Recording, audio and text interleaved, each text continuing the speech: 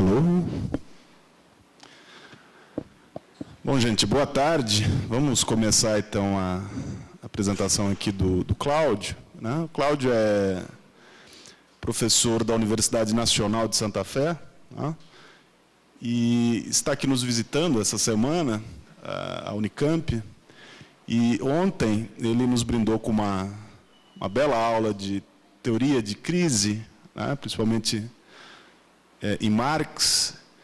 Foram mais de 4 horas quase de aula, né? E hoje a discussão da crise contemporânea numa perspectiva marxista, né? Discussão atual sobre crise. Então, peço, por favor, para o Cláudio iniciar a sua palestra. Bom, obrigado, Fábio, pela apresentação. Eu prefiro falar em espanhol, não sei se você pode entender melhor, porque ontem na aula tentei falar portunhol e é muito esforço, porque não sei falar português, mas você entende em espanhol, né? Se falo devagar, sim? Tudo bem? Bueno,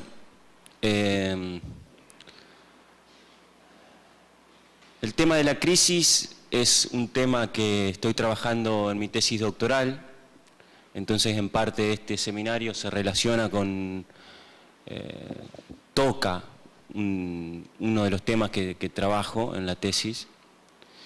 Y bueno, lo que voy a sostener en el seminario son dos tesis, en la palestra son dos tesis, dos ideas centrales. La primera es que el sistema capitalista está en crisis.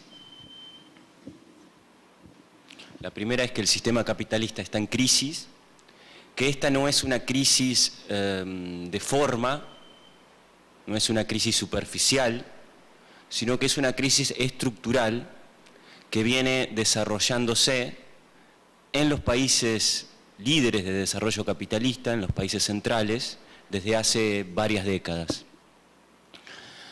Eso por un lado. Por otro lado, que si bien la otra idea que voy a sostener es que si bien la crisis se inicia como una crisis financiera, una crisis en el sector financiero que después se traslada a la economía real, a la economía productiva, produciendo la crisis económica, cualquier explicación de la crisis excede la explicación financiera. Se relaciona a características innatas, inherentes al propio sistema capitalista, que lo hacen contradictorio independientemente de la forma que el sistema capitalista adopta. Llámese forma keynesiana, llámese forma regulacionista, etc.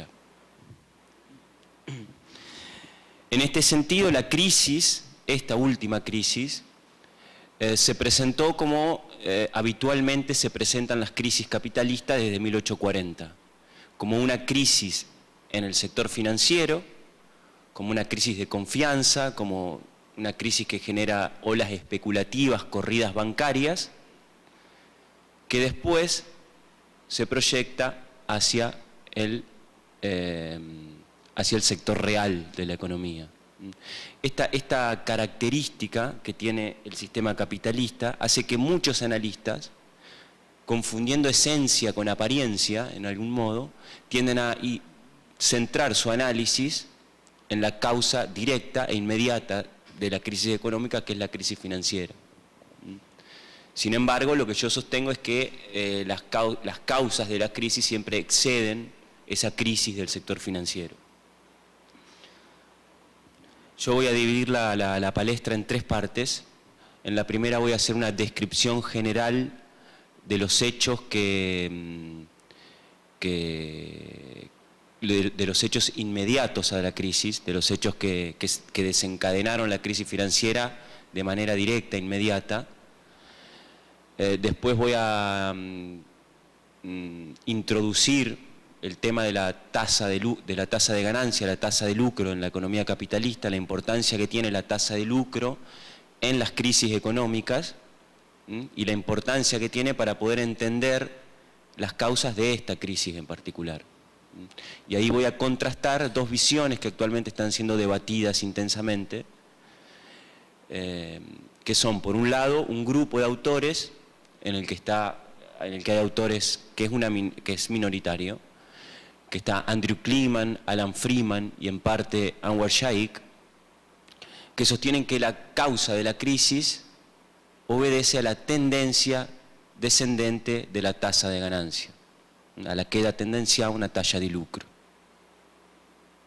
Y otro grupo de autores que no desconocen esta fuerza endógena del sistema capitalista, pero entienden que hay otra fuerza que está operando. Es decir, para ellos la tasa de lucro no desciende en los años previos a la crisis, en los 20 años previos a la crisis, no hay un descenso de la tasa de lucro, más bien lo contrario, hay un ascenso en la tasa de lucro. Y por tanto las causas de la crisis no están ahí, están en el periodo, en las características del periodo neoliberal que se inicia a principios de los 80, fines de los 70. Es la crítica neoliberal del sistema capitalista. Y ahí incluimos autores importantes como David Harvey, como Gerard Dumenil, como Michael Hasson, Fred Mosley.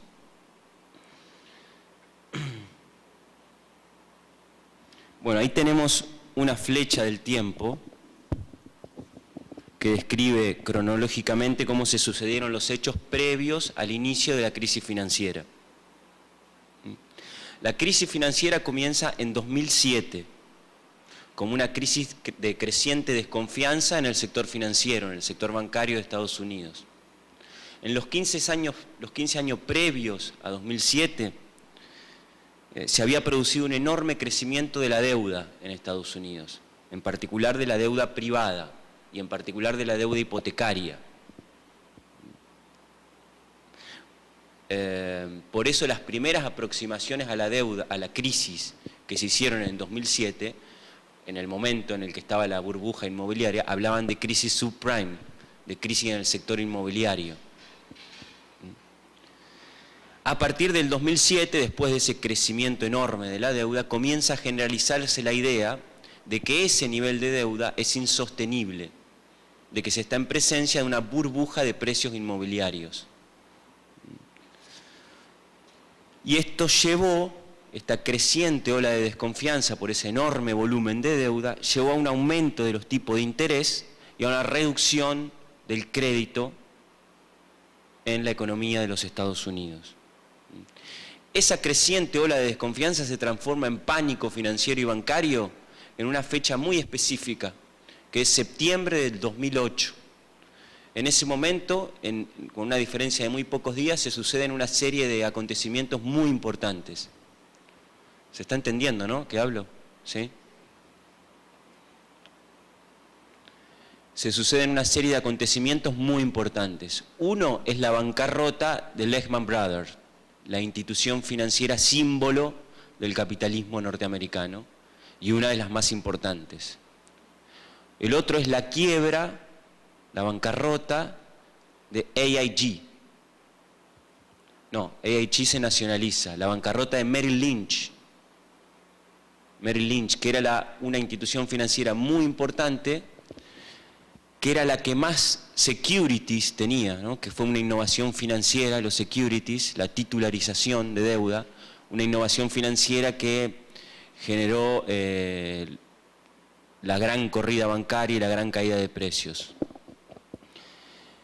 La otra es la nacionalización, es decir, la quiebra y posterior nacionalización de AIG y el rechazo de un programa de salvataje a las entidades financieras en peligro que intentó Bush, que se rechaza en ese momento, pero después se aprueba a los pocos meses.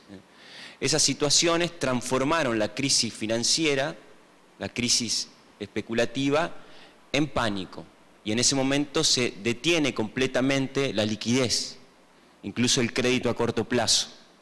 Y ahí es donde la crisis financiera se instala como crisis económica, donde comienza a afectar a la economía productiva. Y entonces ahí tenemos caídas en la producción, en 2008 y en 2009, y después de esos años, un periodo que se llama Great Recession, un periodo que oscila entre recesión y semiestancamiento, con tasas de crecimiento muy débiles, muy fracas, y tasas de acumulación también muy débiles.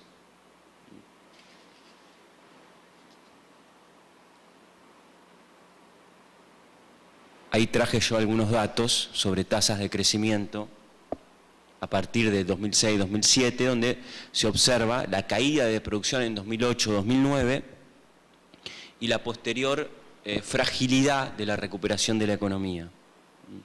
Observamos, por ejemplo, que el grupo de países que integran la zona euro sufre caídas en la producción en el año 2012 y 2013. Vemos que Francia, Alemania, dos de los países más grandes de la zona euro, en el caso de Francia apenas crece un 0. Francia apenas crece un 0,29 en 2013 y la estimación para 2014 es 0,3, es casi cero. Vemos que Alemania crece por debajo del 1% en 2012 y 2013, que las estimaciones para 2014 están un poco por encima del 1, pero que es muy por debajo del promedio histórico alemán. E incluso esa tasa seguramente va a ser revisada a la baja, como siempre hace el Fondo Monetario, porque el último trimestre de este año el PIB alemán cayó un 0,2%. Después tenemos los otros países grandes de Europa, Italia, Holanda, España, son países donde hay caída en la producción en 2012, 2013, donde se estima un crecimiento muy bajo para el próximo año. Brasil y Argentina lo mismo, vemos que hay previsiones de un declinio en la actividad económica, una ralentización de la actividad económica. Es decir, la idea es que hay una etapa después de las caídas de la producción en 2008 y 2009, donde el sistema está en un estadio de semiestancamiento, de fragilidad. Eso es también un gráfico que permite ver la evolución de la economía desde la crisis de 2008-2009. El gráfico de arriba representa crecimiento del GDP real. Y vemos que de los países del G7, los países más poderosos del mundo, 4 de los 7 países, al día de hoy, es decir, 6 años después de iniciada la crisis, no han recuperado los niveles de PIB real que tenían en 2008. Y el gráfico de abajo, que es el GDP per cápita de los países más grandes de Europa, ese, digamos, se nota más la fragilidad de la recuperación, porque solo Alemania ha vuelto a los niveles de GDP per cápita previos al inicio de la crisis. Entonces la idea es que hay un estado de fragilidad en la economía global.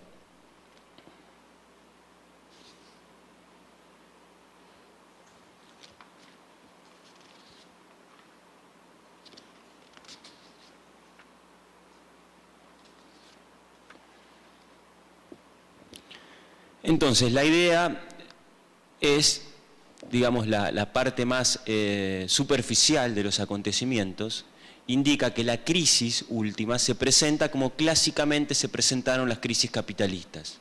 Crisis financiera previo a crisis económica.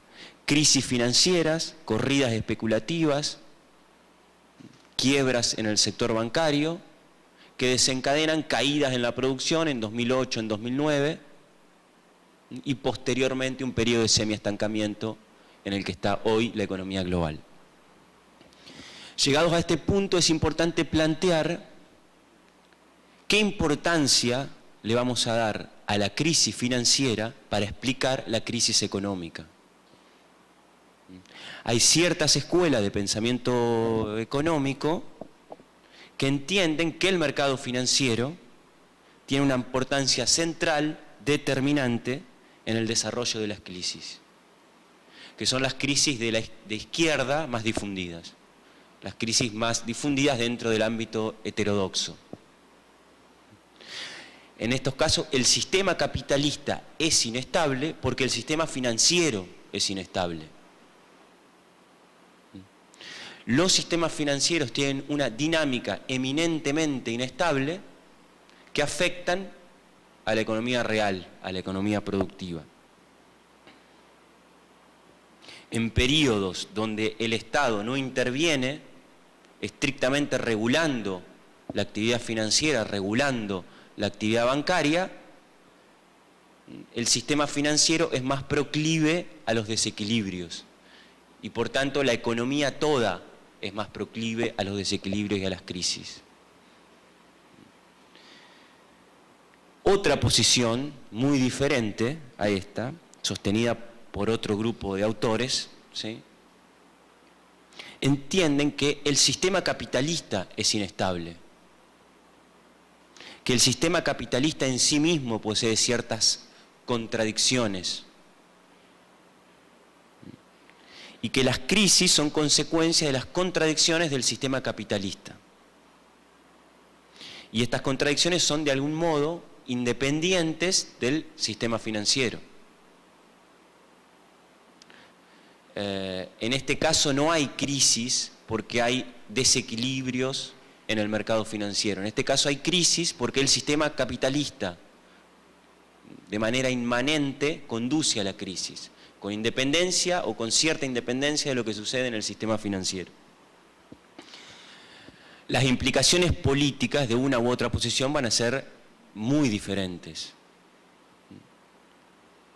Porque en el primer caso, una regulación financiera adecuada, un Estado comprometido, regulando financieramente, controlando los flujos financieros, controlando las corridas especulativas, con reglas estrictas, va a mantener al sistema financiero en equilibrio y por tanto va a mantener en equilibrio a todo el sistema capitalista. En la segunda posición, la regulación financiera solo puede retardar la crisis, pero de ningún modo evitarla, porque las crisis son consecuencia de las contradicciones inherentes al propio sistema capitalista. Las crisis no son consecuencias de los desequilibrios en los mercados financieros solamente. En esta segunda posición, las crisis van a suceder con independencia de lo que sucede en el mercado financiero y con independencia de la regulación que el Estado pueda aplicar al mercado financiero.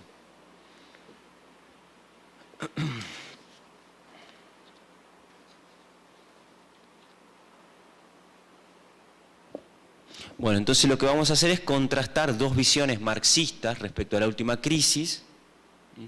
Una que sostiene, como decíamos, que la causa de la crisis está casi directamente vinculada a la caída tendencial en la tasa de lucro, y la otra que no la desconoce, pero afirma que antes de la crisis no hubo caída en la tasa de lucro, sino más bien aconteció un crecimiento en la tasa de lucro. Y la causa es el neoliberalismo en esta segunda. Son las políticas implementadas por el periodo neoliberal, por las desregulaciones financieras al interior de los países e internacionalmente, y por el ataque al trabajo, por el fuerte ataque que sufrió el trabajo durante este periodo, que provocó un deterioro en las condiciones de trabajo. Así, estas fueron las dos esferas en las que se dividen las políticas del periodo neoliberal que conducirían a la crisis en uno de estos grupos de autores. Entonces lo que vamos a hacer es comentar brevemente el problema de la tasa de ganancia, porque es un tema central en las dos explicaciones. El marxismo entiende que la salud del sistema capitalista gira alrededor de la tasa de ganancia. Esto es independiente de si se acepta o no la queda tendencial a una tasa de lucro. Cuando la tasa de ganancia promedio de la economía es alta, entonces hay un incentivo que tiene el capitalista para invertir, para acumular capital. Y eso conduce a un periodo de crecimiento económico y de aceleración en la actividad económica. Cuando la tasa de lucro es baja eso conduce, eso no desincentiva la inversión, el capitalista no tiene incentivo, desincentiva la acumulación de capital y tenemos un declinio en la actividad económica y en el crecimiento. Esta relación entre tasa de ganancia promedio de una economía y tasa de acumulación promedio de una economía está bastante corroborada empíricamente. Hay muchos trabajos alrededor de una estimación empírica respecto a la correlación entre estas dos, no sé si llamarla variables o conceptos más que variables. Variables y conceptos. Este es uno, yo puse ahí un gráfico, que es Andrew Kleeman, que estima esa correlación para la economía de Estados Unidos. Y se observa que hay una cercanía, que la tasa de ganancia va impulsando la tasa de acumulación de algún modo. La tasa de acumulación va siguiendo a la tasa de ganancia. Es la idea de sistema capitalista girando alrededor de la tasa de ganancia, acumulación de capital girando alrededor de la tasa de ganancia promedio de la economía. En el aula de ayer, en el curso de Fabio, yo comenté brevemente cómo opera la queda tendencial a una tasa de lucro, o qué impulsa ao capitalismo a uma queda na taxa de lucro. Eu vou comentar isso muito brevemente agora, vou tentar. E é o progresso tecnológico. Na economia marxista, a aplicação da ciência e da tecnologia ao processo produtivo leva no longo prazo a uma queda na taxa de lucro promédio da economia. E é um processo que intuitivamente é paradójico, porque se você pensa, considera ao capitalista individualmente, a intuição diz que se o capitalista incorpora uma inovação tecnológica, isso vai fazer seu processo produtivo mais eficiente e isso vai tirar para arriba a taxa de lucro. E também se você pensa que as empresas que têm tecnologia mais avançada em seus processos produtivos são as empresas que têm a taxa de lucro mais elevada que as outras, menos tecnologicamente desenvolvidas. Mas isso que é verdade para o capital em termos individuais é diferente para a economia como um todo. É a falácia da composição.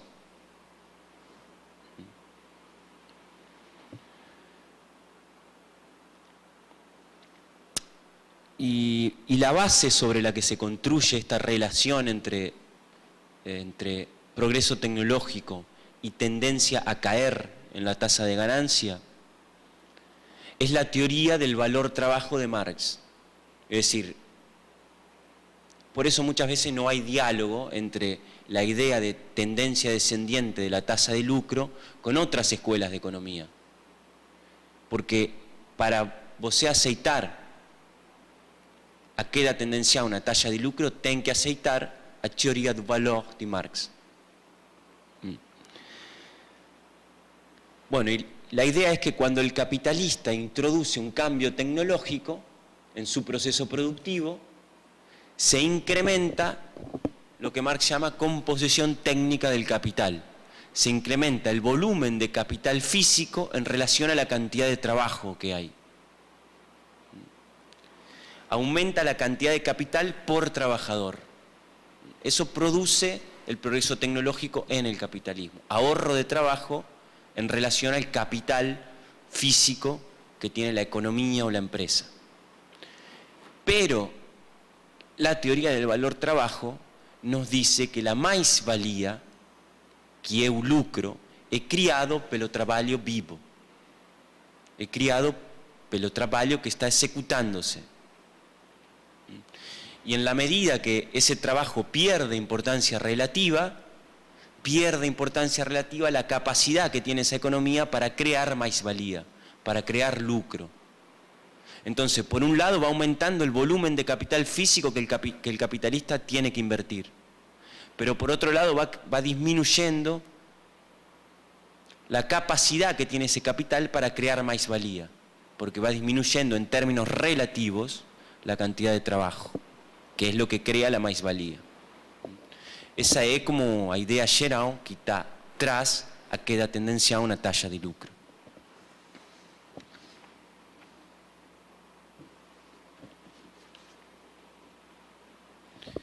Esse é um gráfico que resume um pouco a ideia de como funciona essa dinâmica. Você tem um progresso tecnológico que induce al ahorro de trabajo. El capitalista introduce una innovación porque le permite ahorrar trabajo. Eso lo sabe cualquier capitalista que usted le pregunta, le va a responder eso. Nunca lo reconocen en realidad explícitamente, pero al interior de las empresas ocurre. Eso conduce a un incremento en la composición del capital, al volumen de capital físico sobre trabajo. Y si usted analiza la evolución del capitalismo, se encuentra con que el volumen de capital físico que opera el trabajador va incrementándose con el tiempo. Ese aumento en la composición conduce en el largo plazo a una caída en la tasa de lucro. Y esa caída en la tasa de lucro impulsa nuevamente el progreso tecnológico. Los capitalistas buscan una innovación tecnológica que les permita recomponer esa caída, pero a su vez se genera un círculo vicioso. Y todo esto es alimentado por la competencia. Este proceso existe en tanto hay competencia entre los capitales. Eso es lo que impulsa a los capitalistas a innovar, la competencia con los otros, el no ser aplastado por la competencia. Por eso, los autores vinculados al capitalismo monopólico, Baran, Sweezy, dejan de lado la teoría de aquella tendencia a una talla de lucro.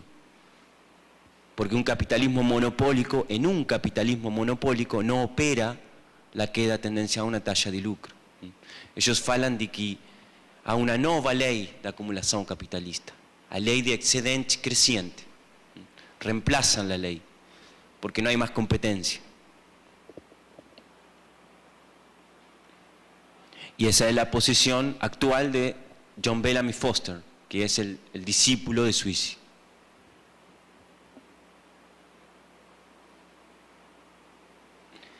Bien, ahora, si esto fuese lo único que ocurriese en una economía capitalista, la economía hubiese colapsado hace mucho tiempo. El capitalismo hubiese sido destruido hace mucho tiempo. Y esto no es, evidentemente, lo único que sucede. Todo el tiempo hay fuerzas exógenas, no es del todo correcto decir que son exógenas, pero para simplificar digamos que son exógenas, que operan contra la tendencia a descender de la tasa de lucro. Hay innumerables fuerzas que chocan contra esa tendencia y que si son suficientemente intensas, no solo la detienen, sino que impulsan la tasa de ganancia hacia arriba. Tenemos una fuerza que opera por un lado y otras fuerzas que operan por el otro contrarrestando.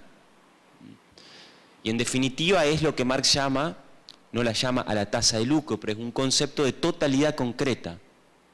Hay un montón de elementos, de procesos que confluyen en la tasa de ganancia. No es solo una variable, no es solo un número, es una totalidad, es la representación de un conjunto de procesos contradictorios que están ocurriendo ahí. Ese tema de las fuerzas que contrarrestan es enorme, inabarcable. Yo me voy a concentrar en dos, porque esas dos fuerzas que contrarrestan son las que toman cada uno de estos grupos de autores. Es decir, estos grupos, estas dos visiones marxistas, una se asienta sobre una fuerza que contradice, que contrarresta la tendencia a caer. Y la otra se asienta sobre otra fuerza. Explican la tasa de lucro, la evolución de la tasa de lucro a partir de asentarse una en una fuerza y otra en otra diferente. Vamos a ver brevemente en qué consisten esas dos.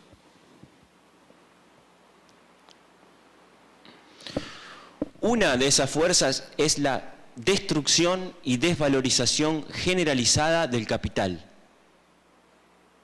Siempre que esa destrucción y desvalorización sea lo suficientemente intensa, entonces va a conducir, va a impulsar la tasa de lucro hacia arriba. ¿Y cómo funciona esta fuerza? Recién dijimos que el progreso tecnológico y la propia evolución del capitalismo aumentan la composición del capital, aumentan el volumen de capital por trabajador. Las crisis, cuando las crisis son generalizadas, profundas, graves, producen el efecto contrario, tienden a reducir la cantidad de capital por trabajador. Por dos razones. Por un lado, porque muchas empresas quiebran, desaparecen. Es capital que desaparece. Y por otro lado, porque las empresas que quedan sufren una disminución en el valor de su capital. Por una razón o por otra, la relación capital y trabajo, valor de capital y trabajo disminuye. Parte de capital desaparece, parte se desvaloriza, el trabajo queda ahí, entonces es una contratendencia al incremento en la composición del capital.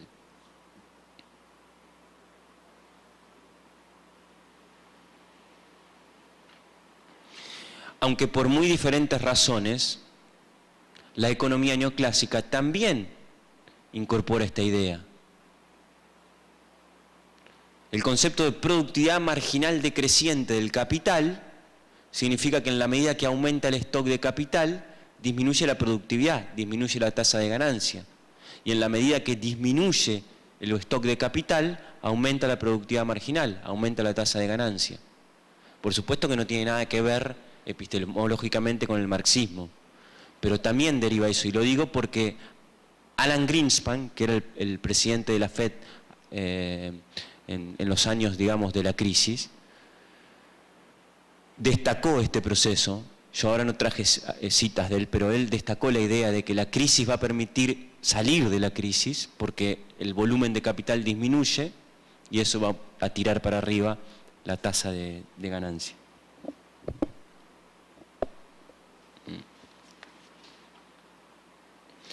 Bien, volviendo sobre esta fuerza, ¿no?, que es la crisis y la desvalorización y destrucción generalizada del capital. La salida de la crisis del 30, que fue la crisis más importante de la historia capitalista, puede entenderse, muchos autores la entienden, a partir de la enorme destrucción y desvalorización del capital que produjo la propia crisis y que produjo después la guerra mundial, ya a partir de la destrucción física del capital en Europa Occidental. En definitiva, cuando termina la guerra mundial, ya por la desvalorización y destrucción de la crisis del 30, ya por la propia guerra mundial, la composición del capital era muy baja y la tasa de lucro de la economía era altísima. Eso impulsa el proceso de acumulación de posguerra, eso impulsa la intensa actividad económica de la posguerra, la Golden Age del capitalismo, que mucha de la economía burguesa la llama milagro económico. Desde esta perspectiva no hay ningún milagro, desde esta perspectiva hay una explicación concreta y material de lo que impulsó el proceso de acumulación de la posguerra. Tengo algunos datos del volumen de capital que se destruyó, pero después si a alguno le interesa se los paso. Eso por un lado. Por otro, si la llegada de la crisis económica no produce esa destrucción, esa desvalorización generalizada del capital, entonces la talla de lucro se va a mantener baja. Y la economía se va a mantener estancada. La economía no va a salir de esa situación de baja actividad económica, de baja acumulación de capital. ¿Tá? Entonces, esa es una de las fuerzas que contrarrestan la tendencia a caer de la tasa de ganancia. La otra de las fuerzas que permite explicar la contratendencia, destacada por los otros grupos de autores, es lo que Marx llama la tasa de mais-valia o tasa de exploración de trabajo. En la medida que se incrementa la explotación del trabajo, mayor cantidad de mais-valia va a ser producida por trabajador. Y por tanto va a aumentar la cantidad de mais-valia, de lucro, apropiado por el capitalista, y por tanto va a aumentar la tasa de ganancia, la tasa de lucro. Hay diferentes formas, Marx lo desarrolla bastante bien a este tema, hay diferentes formas de elevar la tasa de mais-valia, la tasa de exploración del trabajo. Por un lado, lo que se llama la intensidad del trabajo, incrementar la intensidad del trabajo. Obligar al trabajador, al obrero, a hacer un esfuerzo mayor, más intenso, en la misma cantidad de tiempo. Taylorismo, Fordismo, sistemas de cronometraje, pagos por rendimiento. Esos son todos sistemas que aumentan la intensidad del trabajo. Otra forma es lo que Marx llama la mais-valia relativa, que se logra por un aumento en la productividad de la producción de bienes de consumo masivo, de bienes salarios. Un aumento en la productividad de esos bienes tiende a disminuir sus precios, el precio de los bienes salarios tiende a disminuir, y eso tiende a disminuir el valor de la fuerza de trabajo, que está determinado por el valor de esos bienes. Y otra causa es la caída de salarios por debajo del valor de la fuerza de trabajo. Una causa drástica, una causa dramática, que es la que más resistencia social encuentra. La caída del salario real, sin más, ajuste puro y duro. Entonces, estas diferentes situaciones provocan un aumento en la tasa de mais-valia y una contrarrestación de la evolución, la caída tendencial de la tasa de ganancia.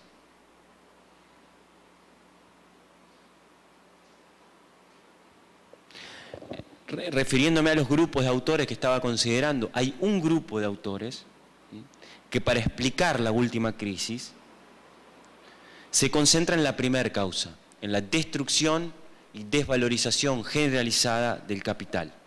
Estos son Andrew Kleeman, Alan Freeman, ya los dije, ¿no? Sí. Alan Freeman, parcialmente Anwar Shaikh. ¿Cuál es la tesis de estos autores? Que desde los años 50 del siglo pasado, después de la destrucción generalizada del capital por la crisis del 30 y por la guerra mundial, la tasa de lucro alcanza un pico, un máximo, que impulsa la acumulación y la actividad económica. En ese momento empieza a operar la teoría de la queda tendencial na tasa de lucro. En ese momento, en los 50-60, un intenso proceso de acumulación, de difusión tecnológica, comienza a operar la teoría de la queda tendencial en la tasa de lucro. La crisis de los 70 y principio de los 80 es una manifestación de esa caída tendencial en la tasa de lucro. Pero esa crisis no provocó una destrucción y una desvalorización generalizada del capital como lo había hecho la crisis del 30. Y por tanto no hubo en los 70 y principios de los 80 una recomposición de la tasa de lucro, de la tasa de ganancia. Y desde ese momento la tasa de lucro se mantiene baja para este grupo de autores. Al día de hoy no hubo una fuerza suficientemente intensa que contrarreste la tendencia a caer de la tasa de ganancia. Y la última crisis es una manifestación de eso. Es una manifestación de la propia teoría de la queda tendencial a una tasa de lucro que nunca encontró una fuerza que la contrarreste. La crisis de los 70 y la crisis de principios de los 80 no alcanzó. En definitiva, lo que proponen estos autores es que el sistema está en crisis desde los 70, que nunca logró salir definitivamente de la crisis de los 70.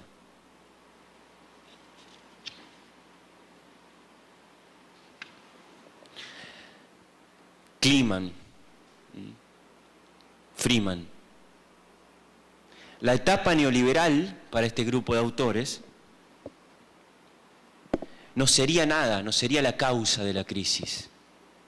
Sería una consecuencia de la caída tendencial en la tasa de lucro. Los líderes políticos de la época, Thatcher, Reagan y muchos otros, inician una reforma neoliberal con la intención de restaurar la rentabilidad del capital e incentivar un proceso de acumulación y salvar al sistema capitalista de una crisis como la del 29. Lo que dicen es que esta etapa neoliberal en este sentido no tuvo demasiado éxito porque la tasa de ganancia, la tasa de lucro, no logra recomponerse y el sistema no logra iniciar un periodo de acumulación de capital sostenido, aún con la reforma neoliberal. En cualquier caso, el neoliberalismo no es una causa de la crisis actual, no es el corazón de lo que provoca la crisis. Otro grupo de autores marxistas vinculados a la crítica neoliberal, que son la mayoría, focalizan más en la segunda causa que hablamos, que falamos. Focalizan más en la tasa de maíz-valía. Y entonces lo que dicen es que hay un punto de quiebre en la dinámica del sistema a fines de los 70 y principios de los 80. Hay un punto de quiebre cuando Thatcher y Reagan comienzan a implementar las políticas neoliberales, las reformas económicas, financieras, políticas que dan inicio al ciclo neoliberal. Reformas que se concentran en dos grandes esferas, como habíamos dicho. Por un lado, una política agresiva al trabajo. Porque en este periodo, aun cuando hay un crecimiento en la productividad, hay caída en los salarios reales, hay empeoramiento en las condiciones generales de trabajo, hay caída en el salario social, en el salario indirecto, por el desmantelamiento del estado de bienestar. Y el otro ámbito de reformas tiene que ver con regulaciones financieras más permisivas, que favorecían la especulación financiera, que favorecían la inversión financiera por sobre la inversión productiva.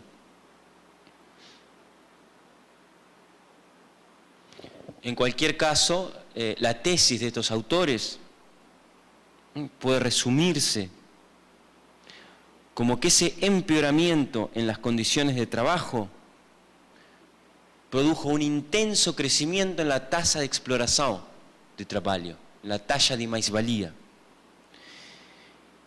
Y fue tan intenso ese crecimiento que permite revertir la queda tendencial en la tasa de lucro, permite recomponer la tasa de lucro promedio de la economía. Para ellos el neoliberalismo tuvo éxito en este sentido. Pero ¿qué pasó? Las nuevas reglas financieras, la nueva regulación financiera desvió esas ganancias, ese lucro, desde el sector productivo al sector financiero. Y por tanto la recomposición en la tasa de lucro que existió no se tradujo en un proceso de acumulación de capital, porque no fue al capital productivo, fue a especular al sistema financiero.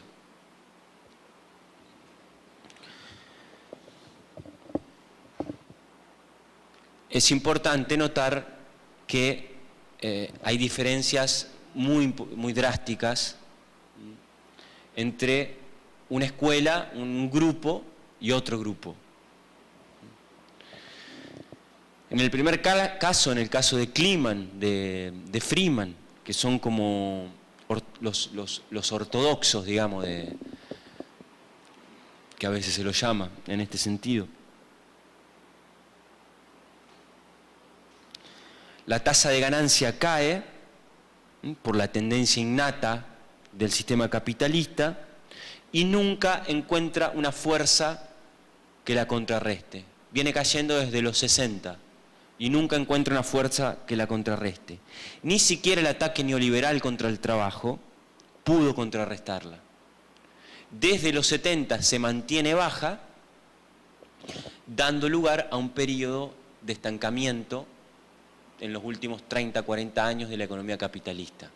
Y la crisis actual es un colorario de todo este sistema, de todos estos procesos.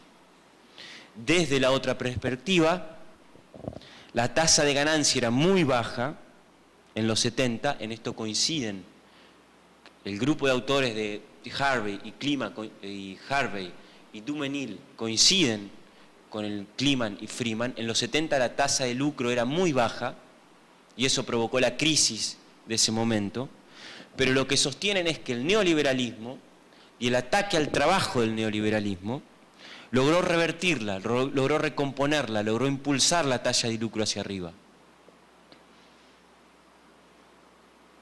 Sin embargo, las nuevas reglas financieras, la preeminencia del capital financiero sobre el capital productivo, produjo que esas mayores ganancias fluyeran hacia el sistema financiero. No solo manteniendo la economía en estancamiento, sino incentivando burbujas financieras y crisis financieras de todo tipo. Harvey enumera más de 100 crisis financieras alrededor del mundo desde los 70. Y la última crisis sería colorario también de todo este proceso. Pero además hay otro factor jugando, que es destacado por Harvey, que tiene que ver con el subconsumo y con la insuficiencia en la demanda.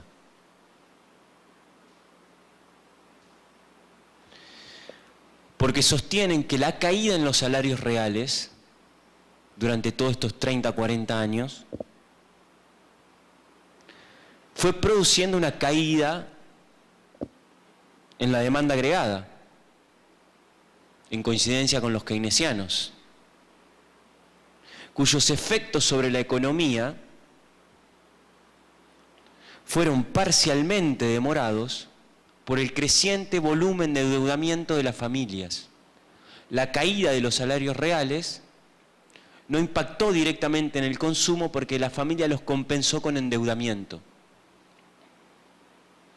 Pero en definitiva iban a ser dos factores, tanto el endeudamiento como la caída en los salarios reales, que iban a jugar, iban a afectar el inicio de la crisis, la gravedad de la crisis, de 2007 y 2008.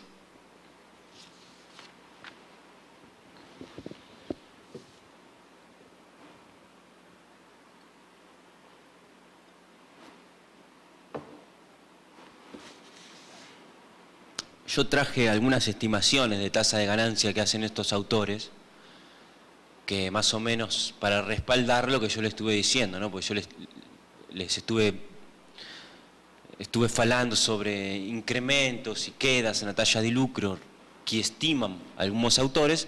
Eu trace algunas estimaciones que hacen esos autores.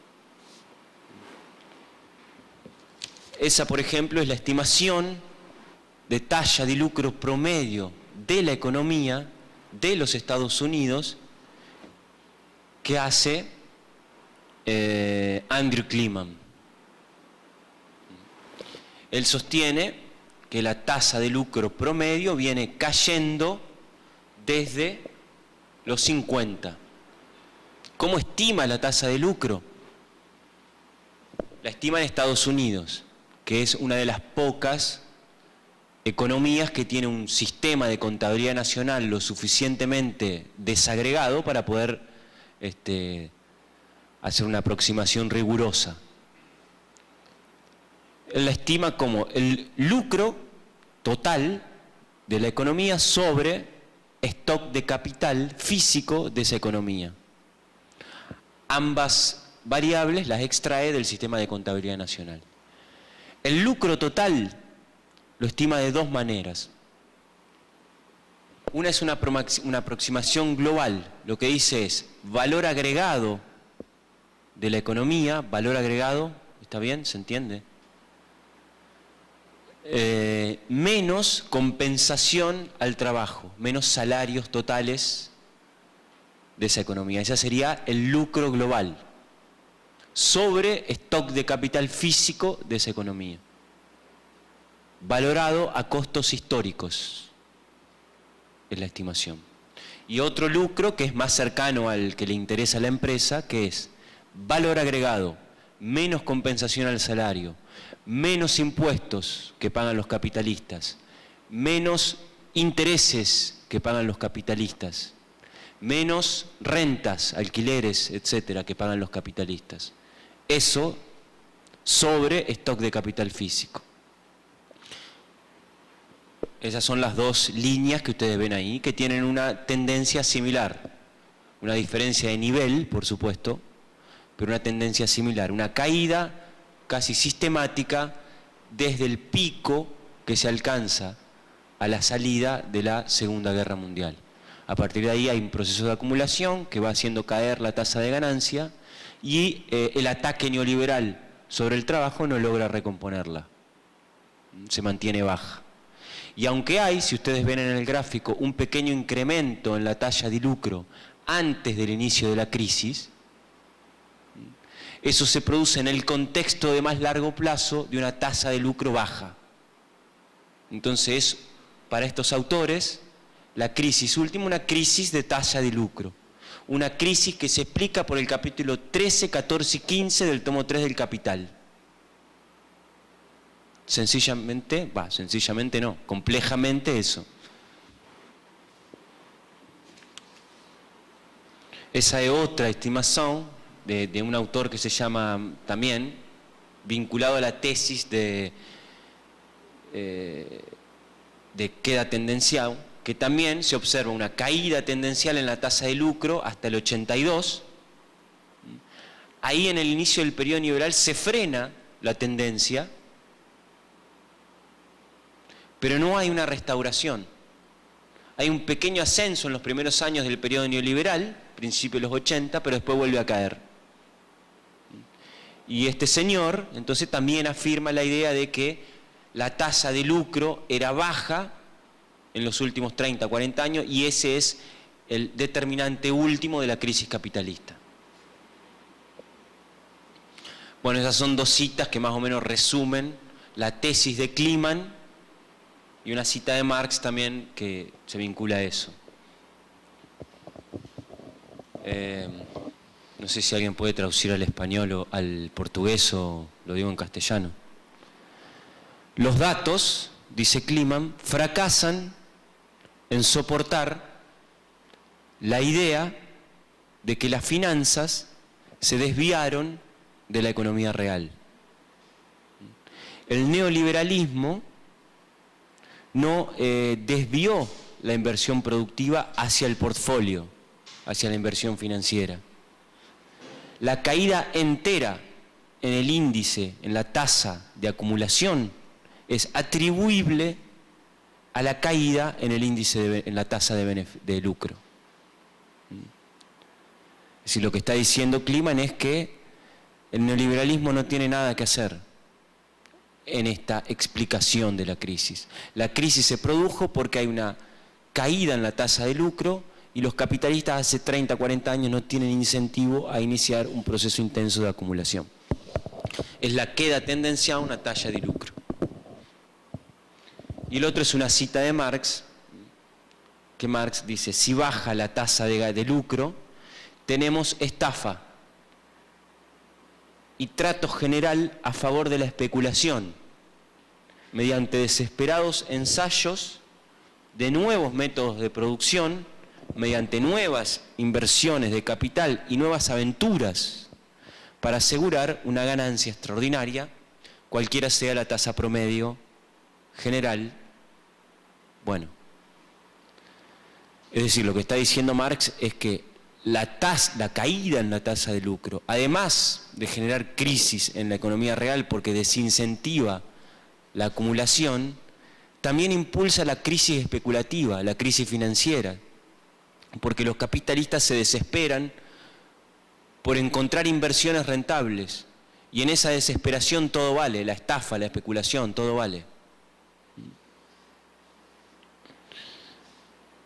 Es decir, lo que está diciendo, la interpretación que le da Kliman a esta cita de Marx es que el neoliberalismo es consecuencia de la caída en la tasa de lucro.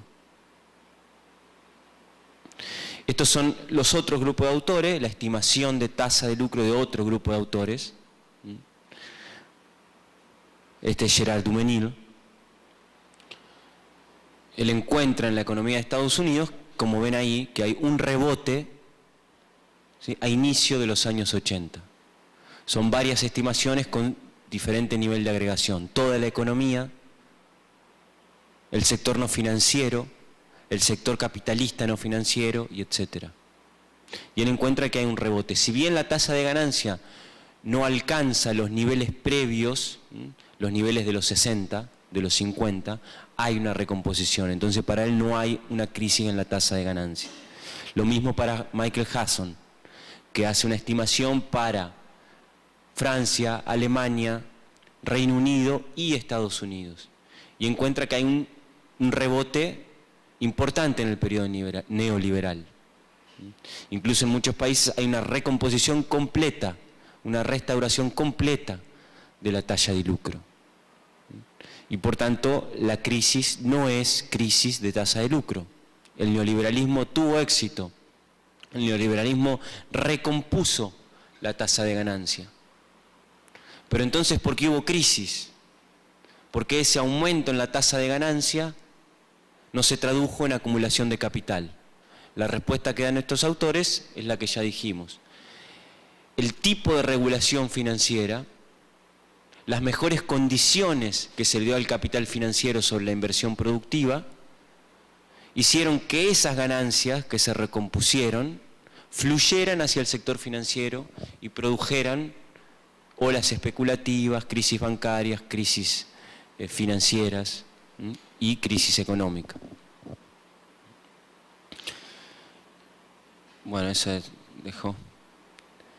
Esta es una cita también que se relaciona con la idea de este grupo de autores vinculados a la última crisis, ¿no? Dice Duménil, ¿por qué la restauración en la tasa de lucro no acompañó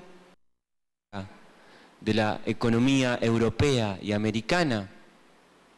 Es realmente el efecto de la dinámica específica del neoliberalismo. Uno puede entonces afirmar que la crisis estructural es culpa del neoliberalismo. Claramente En Dumenil, la crisis es una crisis de una forma específica del capitalismo, no una crisis de una contradicción intrínseca del capitalismo como sistema, sino de una forma, de la forma neoliberal del capitalismo. Bueno, y yo voy a ir terminando para dar lugar a preguntas u observaciones que quieran hacer.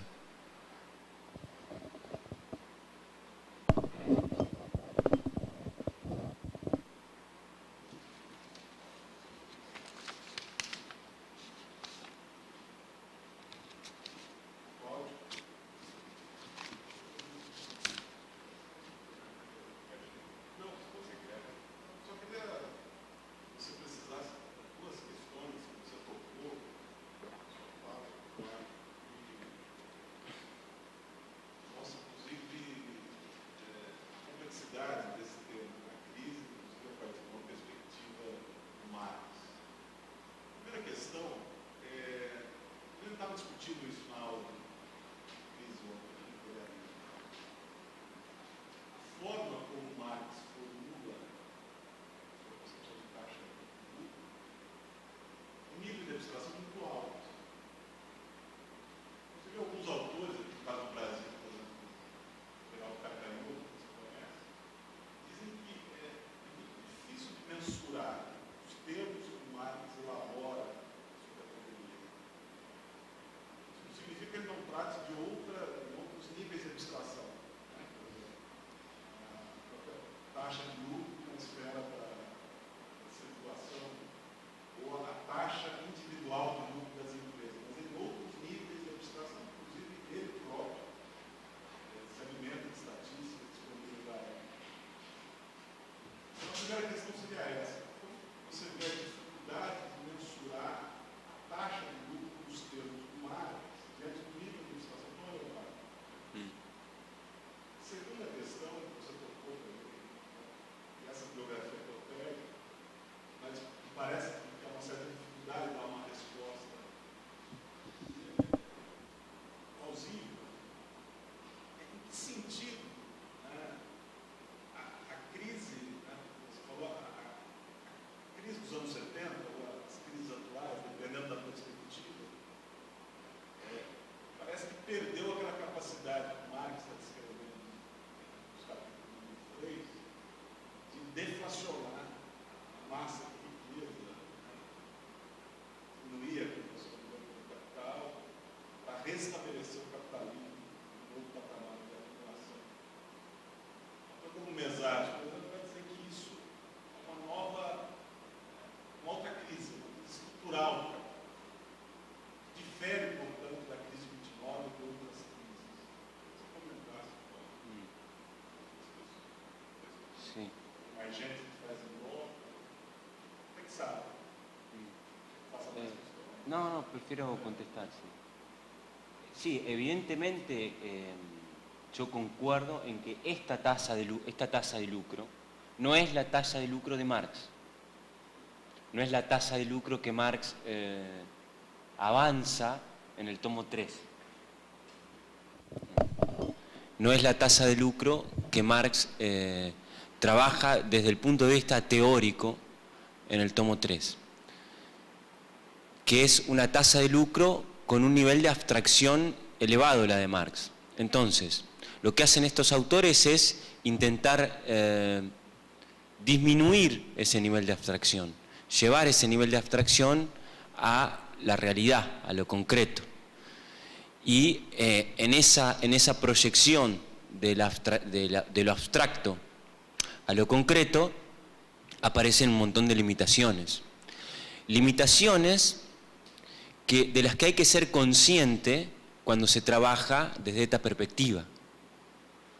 Porque ese es un ejercicio que el propio Marx hace, ¿no? La idea de partir de lo abstracto y luego ir disminuyendo el nivel de abstracción para llegar a entender la realidad.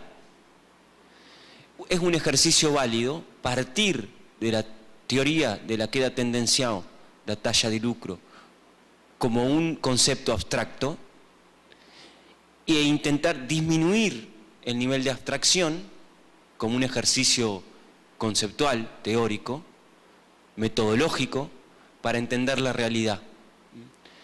Y creo que es un ejercicio válido que practican estos autores. El problema es que hay que ser consciente y exponer cuáles son las limitaciones que aparecen cuando se hace ese ejercicio. Y si en definitiva la realidad que se está explicando está en acuerdo con ese concepto abstracto que se había planteado en el origen. Eso creo que es la idea, digamos. Es un ejercicio válido en tanto se haga rigurosamente y entendiendo las limitaciones y exponiéndolas. Y lo segundo era lo de la composición orgánica.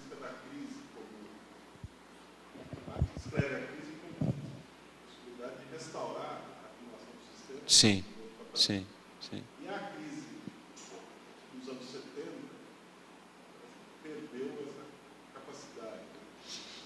Claro, claro, claro, claro. Sí, digamos que la dinámica más normal que se desprende del pensamiento de Marx es que los periodos de acumulación que conducen a un incremento en la composición orgánica del capital, que esa es la contradicción del sistema, conducen también a una crisis. Y en esa crisis se produce el efecto contrario y el capitalismo puede salir vivo de esa crisis y seguir un proceso de acumulación. Pero tampoco es que esté nada asegurado en ese sentido, porque también hay muchas fuerzas que están operando, también está la subjetividad, la lucha de la sociedad, de la civilización contra el autoritarismo del capitalismo. Y esa lucha también cuenta en la evolución del propio sistema, y también es un factor más. Lo subjetivo es un factor en Marx, y es importante tenerlo en cuenta. Y entonces, bueno, nada garantiza que la llegada de una crisis sea el inicio de un periodo de prosperidad. Y la crisis de los 70 no lo garantizó, y tampoco lo garantiza esta crisis. Como veíamos ayer también, ¿no?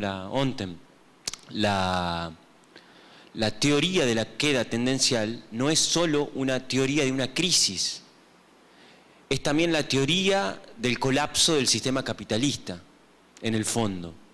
Es la teoría que indica que el sistema capitalista lleva una contradicción en sí misma. Y esa contradicción es la que va a generar la propia caída del sistema. Pero siempre vista no como tasa de lucro, como un número, sino como una relación social, como una totalidad, como un concepto complejo. Y la composición orgánica forma parte de esa totalidad.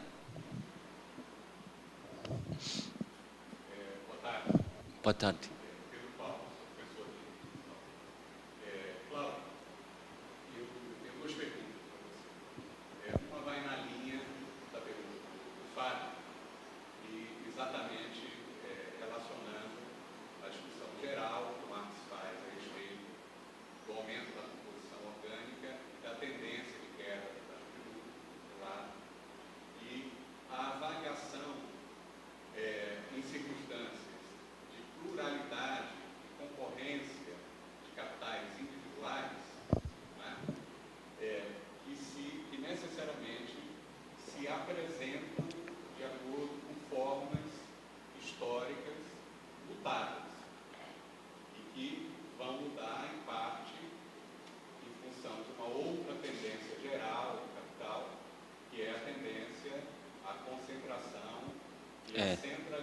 Sim. Eu pergunto isso por duas coisas. Será que é possível fazer uma transferência direta da suposição de que o aumento da composição orgânica do capital gerará necessariamente queda da taxa de mais-valia, considerando, primeiro, que, como você mesmo alegou, a elevação da taxa de exploração por meio da ampliação da mais-valia relativa trazia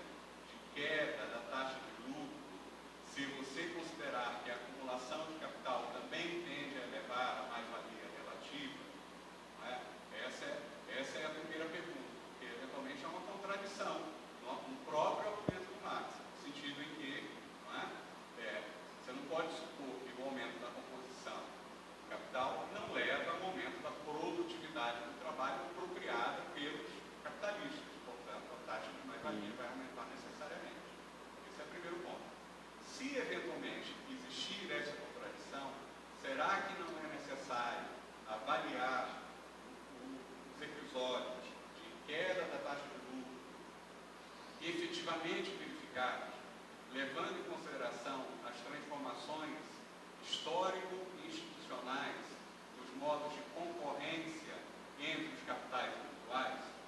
Eu digo isso por duas coisas. Primeiro, porque todos esses dados aí são dados agregados.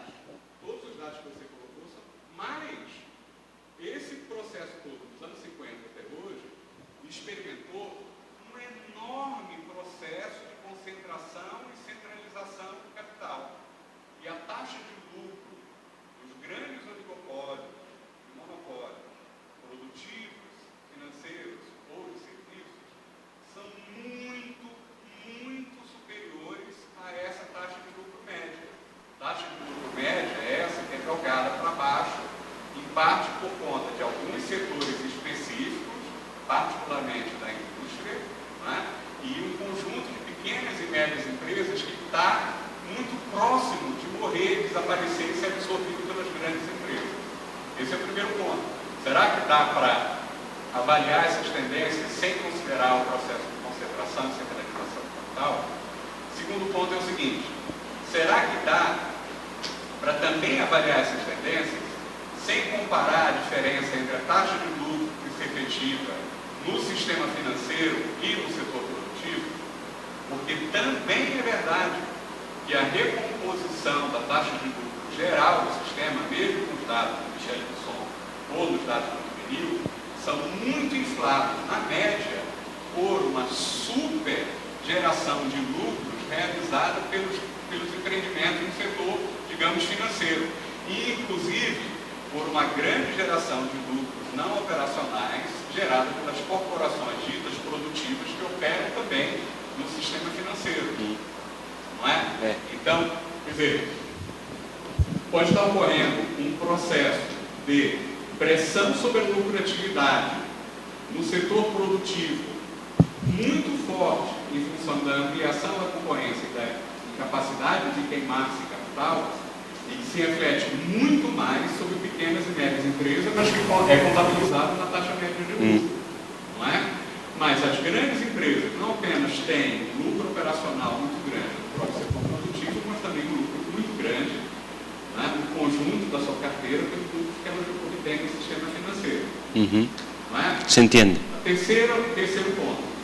Se é difícil trabalhar e fazer essa mediação entre a avaliação da tendência de queda da taxa de lucro no nível geral, em função do aumento da produtividade física do trabalho, que é possibilitado pelo progresso técnico. Não é? E, portanto, é preciso incorporar a esfera da concorrência e os investimentos que os capitalistas fazem ao concorrerem. Por que você não trouxe, em particular, o argumento do Robert Brennan? E, a meu ver, posso estar enganado, mas a meu ver, eu acho que com algumas qualificações é o autor que melhor dá conta do conjunto de questões, seja da questão da tendência de queda da taxa de lucro no setor dito produtivo e em alguns setores mais maduros, uma tendência de queda maior do que os setores que verificam mais inovações, uma tendência de queda muito maior em pequenas e médias empresas que nas grandes corporações, e uma tendência de queda muito maior no setor produtivo comparado com o setor financeiro. Né? E isto, exatamente incorporando as transformações da estrutura histórica e institucional produzidas em parte pela tendência de concentração e centralização do capital, que acaba produzindo, de fato, uma dificuldade muito grande de queimar capital, não apenas por causa da ação estatal. Evidentemente que a ação estatal é importantíssima para evitar quebradeiras de bancos, para sustentar a demanda agregada, tudo isso. Mas também porque as empresas são grandes demais para quebrar. Elas não têm a capacidade mais de, na concorrência, quebrarem. Portanto, elas sustentam por muito tempo capacidade produtiva, não é? Que acaba deprimindo numa situação de superprodução depois de um ciclo de investimento, as taxas de lucro nos setores em que essa expansão do capital dito fixo, produtivo, como você colocou, se verifica. Né? Por que você não colocou no Robert Brenner essa discussão que você fez? Bueno, muchas cosas. A ver, yo creo que gran parte de lo que dijiste lo comparto. Es decir, en tu primera parte, en la primera parte de tu intervención, vos precisamente dejaste en evidencia un montón de elementos que hay que matizar de esa teoría de la queda tendenciada a una talla de lucro. Evidentemente, en la medida que el capitalismo se desarrolla, hay por un lado una concentración y centralización del capital. Eso está comprobado, está bien, eso es así. Los capitales son cada vez más grandes y cada vez son menos.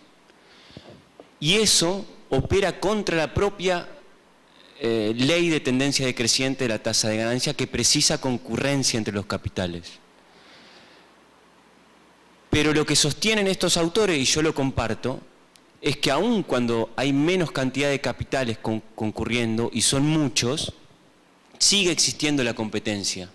No a un nivel nacional, sino a un nivel supranacional. Hay competencia global entre esos grandes capitales. Respecto a la influencia que tiene el capital, el gran capital financiero en la dinámica de la economía, yo no comparto la idea de que el capital financiero ha logrado tener un poder como para dominar al capital productivo. O la idea de que el capital financiero tiene, de hecho, quebraron muchísimas grandes corporaciones financieras durante la última crisis. Tampoco la idea de que el capital financiero tiene sistemáticamente tasas de ganancia más altas que el capital productivo. No la comparto. Los datos de los últimos, los datos por periodos cortos de tiempo. Pero si você toma la Exxon, Microsoft, Apple, esas grandes compañías productivas, no creo que, que los capitales financieros sean más poderosos que esos capitales. Y tampoco considero que la tasa de lucro sistemática en el largo plazo sea más alta en los capitales financieros que en esos capitales. Y en este sentido hay concurrencia. ¿Y por qué no va a ser más alta? Porque el capitalismo es dinámico y se mueve. El capital productivo, si hay tasa de lucro más alta en el capital financiero, se mueve hacia el capital financiero.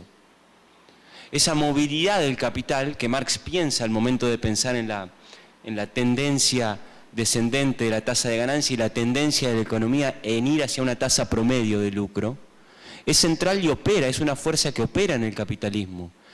Aun cuando existe un proceso de concentración y centralización del capital que la va reduciendo en intensidad, por un lado, pero que la va haciendo global por el otro. Entonces, en ese sentido, no creo ni que la preeminencia del capital financiero, ni que la concentración y centralización del capital sean debilidades en la obra de Marx y en la teoría de la tasa de lucro, sino que son elementos a tener en cuenta en el análisis de la dinámica, importantes. Esas estimaciones, muchas están hechas sobre economía global, considerando el sector financiero y no financiero, y por otro lado considerando solamente la economía productiva. Y eso se observa, que la tasa de en los últimos años, previo a la crisis, la tasa de ganancia del capital productivo desciende, pero la del capital financiero se incrementa. Eso se observa en los últimos años previo a la crisis. Y hay un factor importante que mencionaste, que es el tema de la explotación del trabajo, de la tasa de más-valía. Yo lo puse como una fuerza exógena, pero yo aclaré que no era del todo correcto porque sabía que podía salir una observación de ese tipo. Evidentemente, la tasa de explotación del trabajo no es una fuerza exógena, es una fuerza endógena al propio sistema, que contrarresta la tasa de ganancia. Porque en la medida que se incrementa la composición del capital, incrementa la productividad del trabajo también. Y ese incremento en la productividad del trabajo es incremento en la tasa de exploración, en la tasa de más-valía. Entonces, en la medida que avanza el progreso tecnológico, que se avanza en el incremento en la composición orgánica del capital, también se avanza en el crecimiento de la tasa de plusvalía, que va contrarrestando la queda tendencial en la tasa de lucro. Eso es un ataque que se le ha hecho a Marx, que se le hace a Marx mucho, y se le hace a estos autores también, porque la obra de Marx quedó en borrador, quedó en rasguño, sobre todo en esa parte. Ayer lo hablábamos a eso.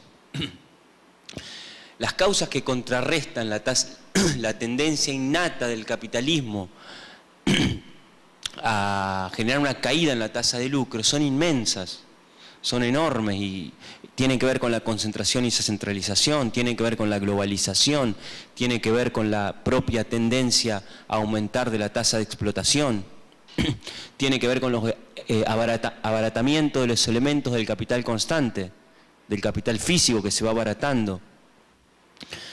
Tiene que ver con los estados que asumen el carácter de representantes del capital y entonces inician procesos que tienen que ver con el incremento en la explotación del trabajo, como el periodo neoliberal.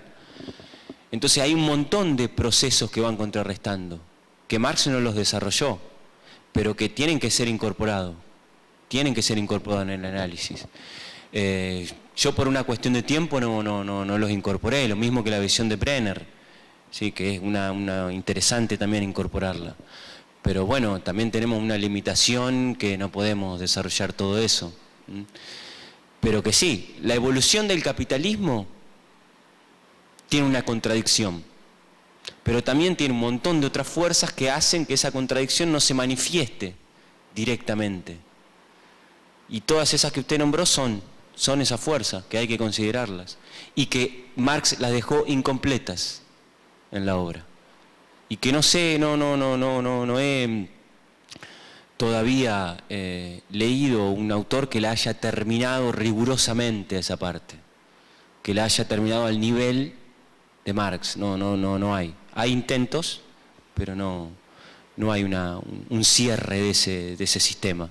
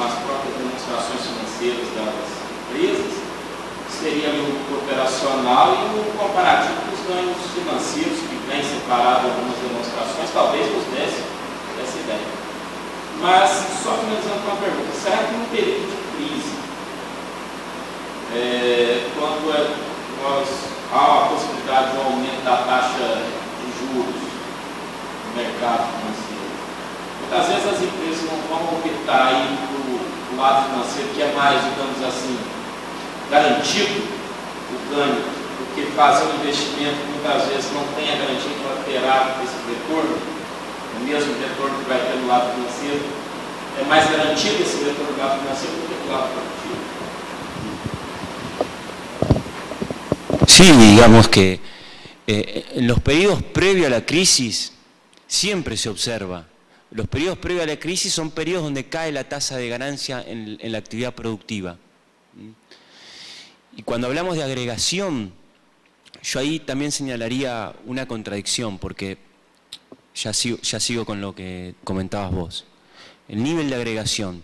Si nosotros estamos sosteniendo que la dinámica del capitalismo va a la concentración y a la centralización, y que la dinámica del capitalismo está determinada por el gran capital, cada vez más está determinada por el gran capital, por el capital global, entonces para entender la dinámica general del sistema, no nos podemos concentrar en la pequeña empresa, porque la dinámica general del sistema no está explicada por la pequeña empresa.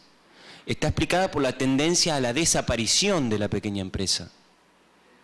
Por tanto, en ese sentido, el nivel de agregación hay que matizarlo, pero no es del todo, no es una debilidad manifiesta, porque el nivel de agregación es de la estimación de la tasa de lucro, es la manifestación de que la economía es cada vez más agregada, de que el capital es cada vez más agregado. La tasa de lucro cae en el capital agregado, en el gran capital, en el capital global. La tasa de lucro que acontece en la pequeña empresa interesa cada vez menos para la dinámica del sistema. Interesa para estudiar cuestiones regionales, locales, de desarrollo local, etc. Para estudiar políticas, implementar políticas estatales de ayuda a la pequeña empresa. Pero para la dinámica general del sistema es lo importante concentrarse en el gran capital. Respecto a esa idea de talla de juro elevada y talla de lucro productivo bajo, ¿no? A eso vos se apuntó. Previo a las crisis, siempre sucede eso. Previo a crisis, tem una talla de lucro baixa num setor produtivo y evidentemente, a cita que poníamos de Marx, evidentemente cuando hay una tasa de lucro baja en el sector productivo, el capital busca rentabilidad y eso incentiva los movimientos financieros buscando mayor rentabilidad. Eso es un impulso a la actividad financiera. Previo a las crisis siempre usted va a observar un crecimiento en la tasa de ganancia del sector financiero en contrapartida con una caída en la tasa de ganancia en el sector productivo. Yo no afirmaría que sistemáticamente en el largo plazo la tasa de ganancia del sistema financiero es mayor a la del sistema productivo. Eso no hay un sustento empírico de eso. Eso no lo afirmaría.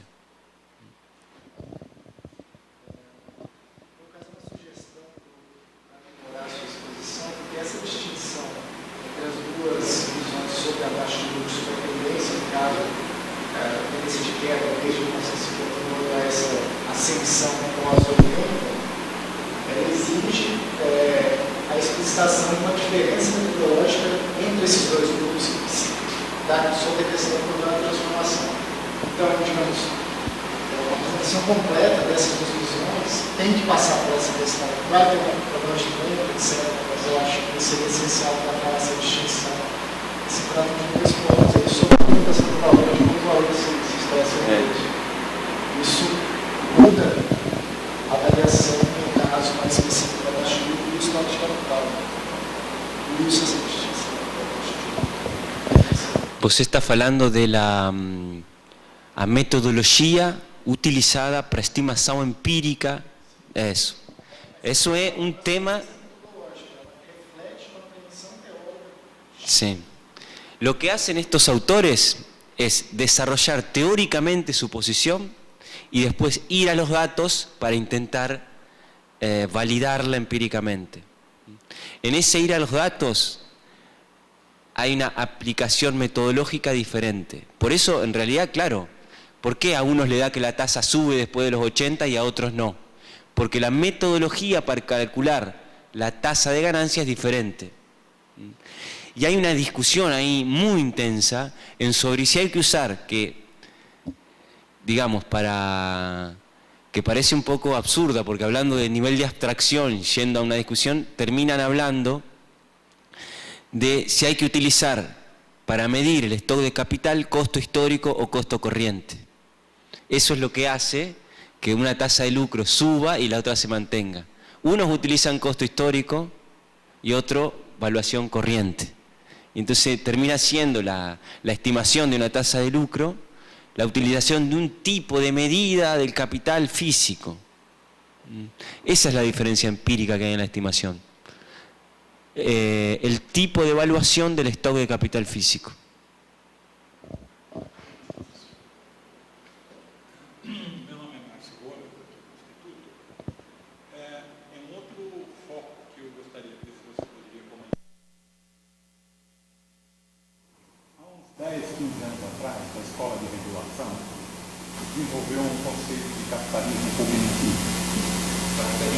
cognitivo.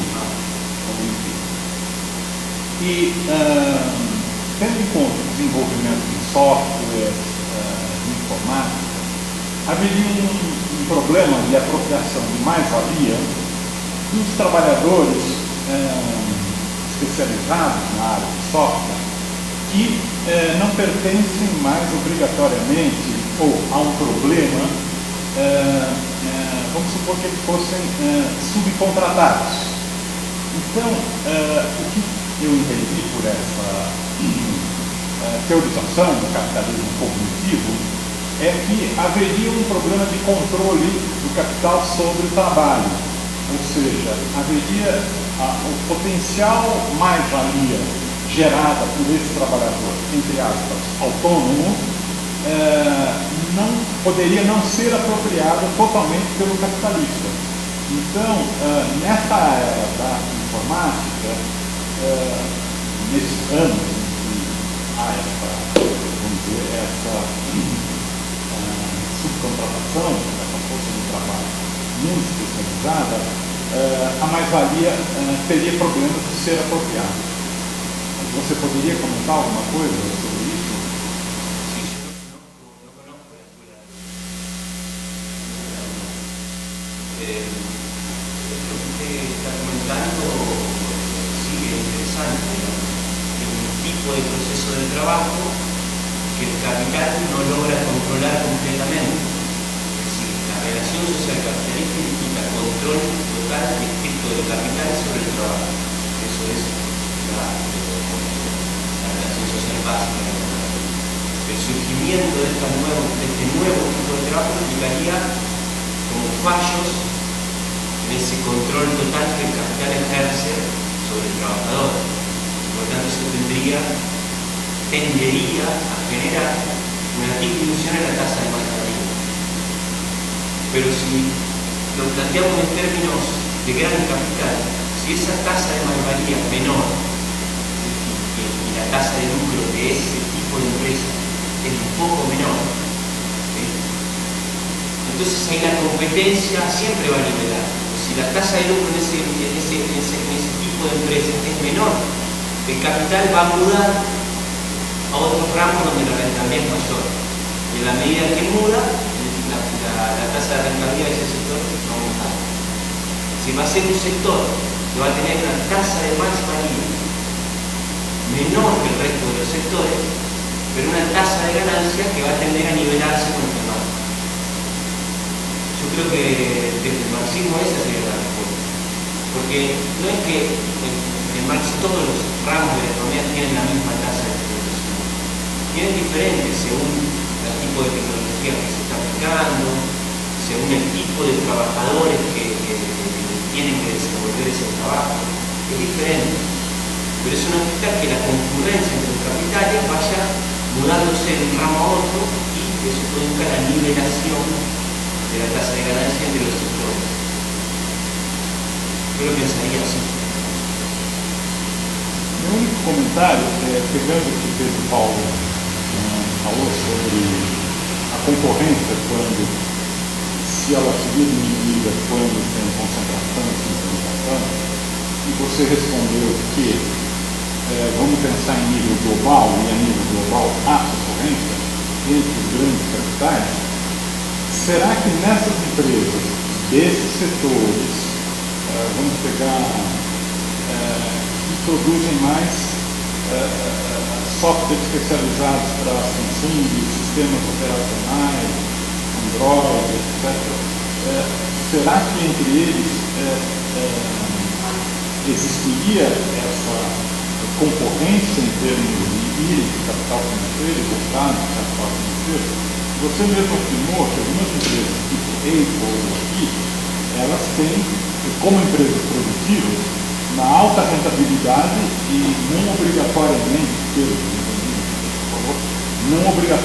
elas iriam para o capital financeiro e tem medidas de aumentar a rentabilidade delas como sistema produtivo. El tema de la concurrencia es un gran tema, digamos. Evidentemente la cuestión, el problema ya no puede ser planteado a nivel nacional.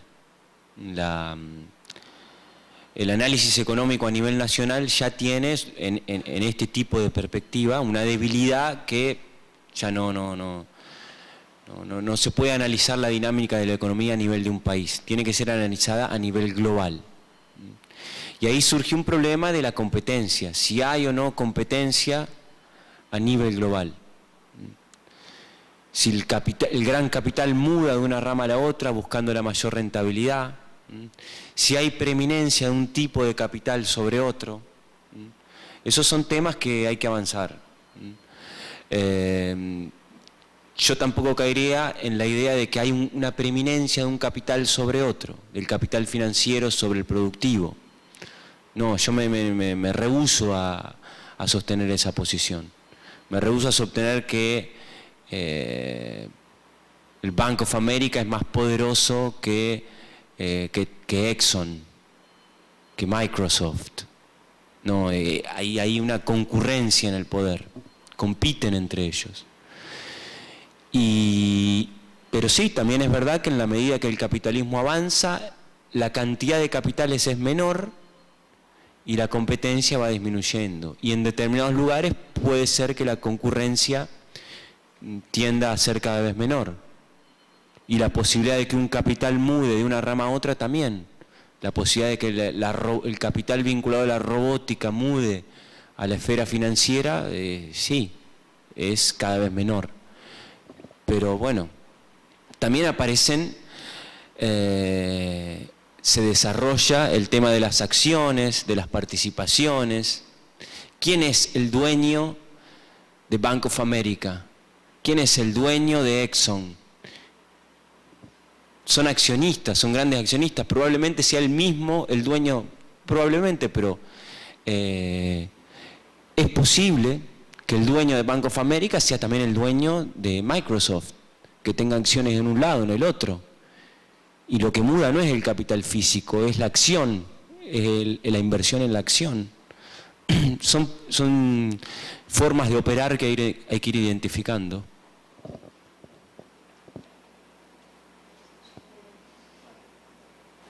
Cláudio, queria só que você fizesse um comentário na seguinte assertiva afirmação, de que no modo de produção capitalista atual, o preço do capital, o valor do capital fixo que compõe o capital constante baixou de maneira tão intensa que não faz mais sentido falar em diminuição, em lei da tendência decrescente da taxa.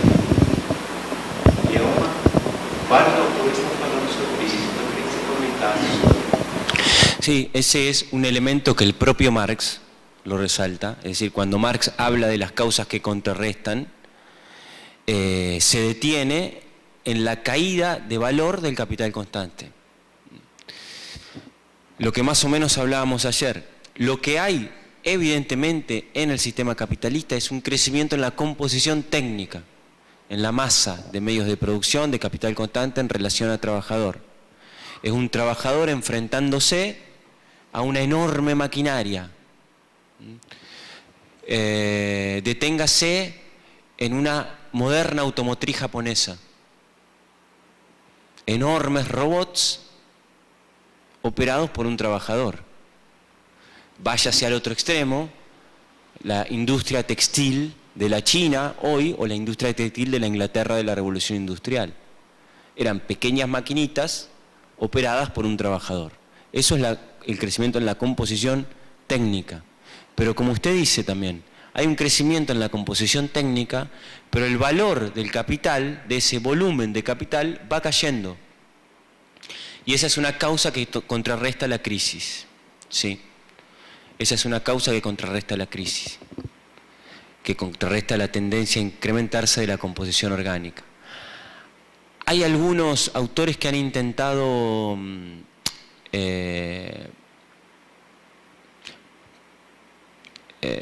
exponer límites sobre esa desvalorización del capital constante.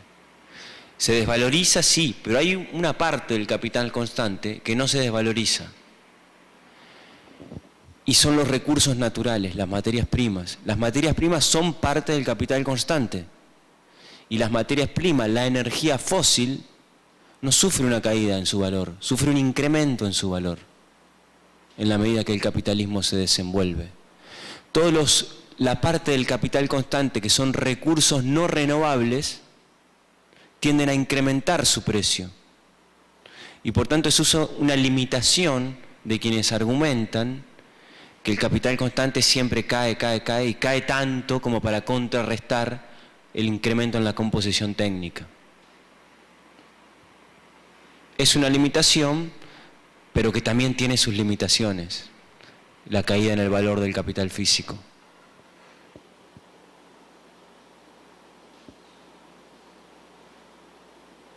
¿Estamos?